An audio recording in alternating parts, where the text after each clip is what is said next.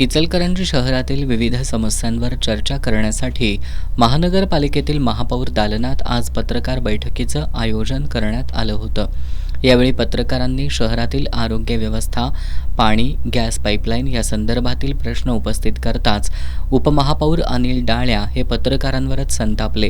शहरासाठी काहीतरी पॉझिटिव्ह लिहा आणि दाखवा असं म्हणताच पत्रकारांनी उपमहापौर अनिल डाळ्या यांना चांगलंच धारेवर धरलं. यावेळी काही काळ तणावाचं वातावरण निर्माण झालं होतं. शहराच्या मूलभूत प्रश्नावर पत्रकारांनी महापौर, उपमहापौर आणि नगरसेवकांना प्रश्न विचारायचे नाही का?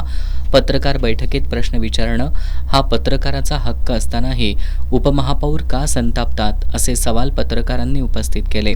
महानगरपालिका प्रशासन अनेक वेळा बैठका, सभांदरम्यान पत्रकारांना का डावलतात? शहरातील समस्यांबाबत प्रश्न विचारल्यानंतर संतापण्याचं कारण काय, असा प्रश्न उपस्थित होऊ लागलाय.